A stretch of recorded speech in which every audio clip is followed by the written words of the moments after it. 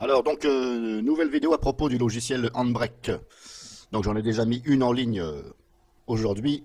J'ai mis une vidéo où je vous montre le résultat que ça donne sur différents types d'encodage. Donc, voilà, je n'ai pas testé toutes les possibilités parce que là, bah, je ne suis pas couché. Il y en aurait pour, la vidéo va durer peut-être une semaine.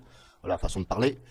Donc, comme il y a énormément de réglages, je n'ai pas pu tester tout. Voilà, sinon la vidéo sera trop longue à regarder et je pense qu'au bout de 10 minutes, vous allez zapper. Bref, et puis voilà. Donc c'est quand même mieux éventuellement d'en faire plusieurs. Donc je vous ai déjà mis en ligne une vidéo ici qui s'appelle donc Handbrake 1.1.2 test de conversion en codage. Voilà, elle dure presque 40 minutes. Donc j'ai pas eu le choix afin de vous faire montrer.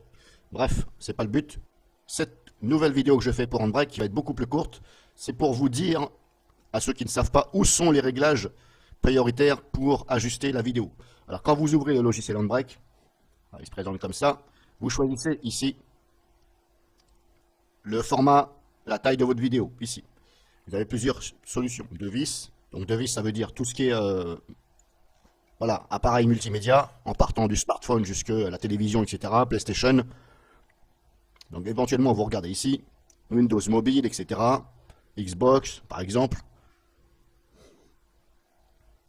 Ensuite vous avez Général, ici.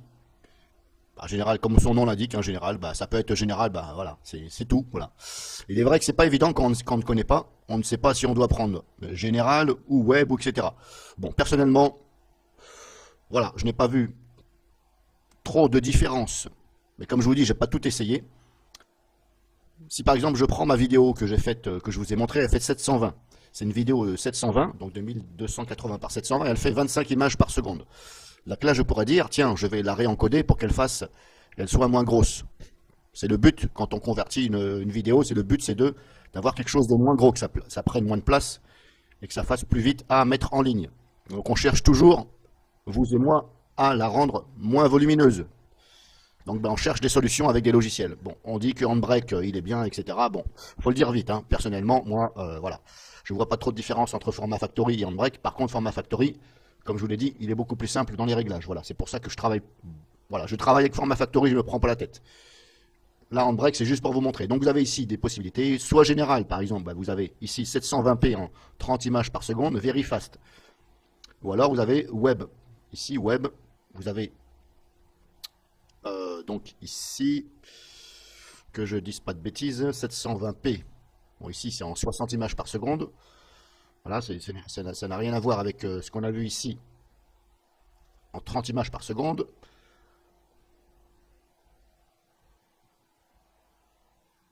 Donc il faut choisir, déjà, il faut choisir, voilà, ici vous choisissez ce que vous voulez, hein, en sortie. Voilà, le but c'est de choisir. Donc c'est à vous de voir ici. Il faut regarder ici. Alors attention, si vous prenez une vidéo, comme je vous ai expliqué, si votre vidéo elle fait 720, c'est-à-dire elle fait 1280 de largeur et 720 de hauteur, on appelle ça une vidéo de 720p. 720p, ça s'appelle comme ça. On dit une vidéo de 720.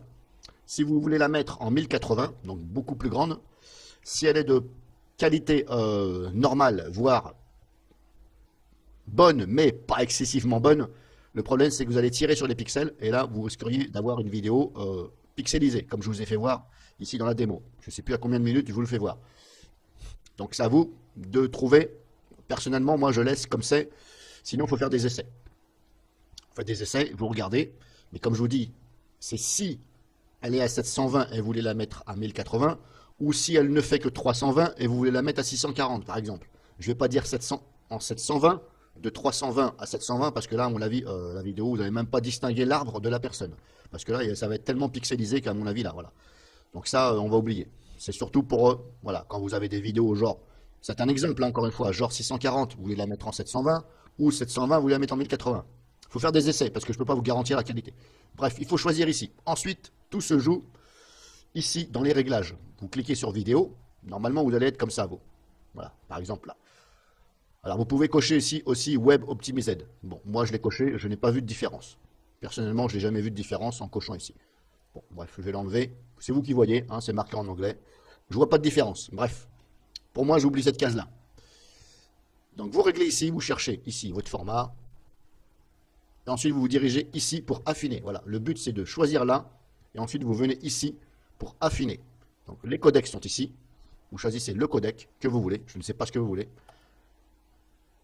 Le nombre d'images par seconde, c'est ici. Framerate. Alors moi, j'ai essayé, ça ne fonctionne pas. Ma vidéo fait 25 images par seconde. Celle que je viens de vous faire voir, celle-ci. Hop, ici, elle fait 25 images par seconde. J'ai eu beau mettre ici 60 ou 30. Le résultat final était de 25 images par seconde. Voilà, il ne me l'a pas mis en 30 images ou en 60 images. Donc, pour moi, ça n'a pas marché. Je ne vais pas dire que pour vous, ça ne marche pas, parce que je ne connais pas votre PC, je ne connais pas votre vidéo. Moi, ça n'a eu aucun effet. Vous pouvez ici mettre sur constant framerate ou ici. Par défaut, il est là.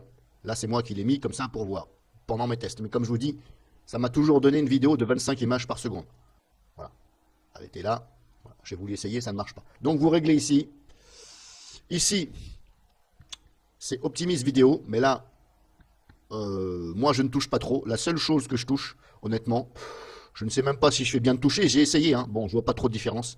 Ici, encodeur level. Voilà, je le mets sur auto. Parce que généralement, il est sur 3.1 ou 3.2. Bon, moi, je le mets sur auto. Mais bon, éventuellement, ne touchez pas là. Et vous pouvez ajuster ici aussi la qualité. Voilà. Plus vous allez donc à droite ou à gauche, lower qualité ou placebo quality. C'est vous qui voyez. Par défaut, il est sur 22, je crois. Il me semble qu'il était sur 22. Il était par là. Mais après, ça peut jouer aussi par rapport à ce que vous lui dites. Donc éventuellement, voilà, il était à 22. Et aussi, ce que vous pouvez faire. Donc il est vrai que ce logiciel-là, je ne dirais pas qu'il y en a trop. Mais pour ceux qui ne connaissent pas trop les logiciels de conversion et qui débutent, voilà, qui ne veulent pas se prendre la tête avec plein de réglages, il est vrai que c'est pas le logiciel que je vais vous recommander. Voilà, autant recourir à un qui est beaucoup plus simple, où il n'y a pas trop de réglages. Sinon, il ne faut pas toucher aux réglages. Voilà, éventuellement vous pouvez, mais ça c'est plus un logiciel qui est destiné pour les utilisateurs qui veulent affiner, voilà, qui veulent faire des réglages, on va dire minutieux, à condition que ça marche, parce que là vous avez vu, j'ai mis 60 et ça n'a pas fonctionné.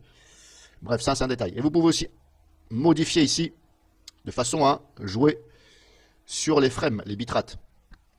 C'est-à-dire que, comme je vous l'ai expliqué, une vidéo, celle-ci par exemple, si je prends l'original qui est là je viens de la convertir ici, vous voyez, elle fait 117 MO, je l'ai converti, et la base, elle fait 68. Donc là, au contraire, ça m'a fait un fichier plus gros. Bref, si vous faites un clic droit dessus, vous faites propriété, ici vous voyez, détail, et là vous voyez ici, débit de données. On est à 1617, voilà, 1600, et débit total, 1700, voilà. On va dire qu'on est, allez, on va taper dans les 1700, voilà, 1600, 1700. Donc là, j'ai 1700. Si vous voulez que votre fichier soit moins volumineux, moins gros, donc à la base, ici, il fait 68 MO, j'aurais voulu qu'il fasse beaucoup moins, pas pour que ça prenne moins de place. Alors là, vous avez vu, je l'ai converti, il fait 116, voilà. Il fait carrément le double. Bref, donc celui-là, je vais l'enlever. C'était un test que j'ai fait. Donc là, il fait 68.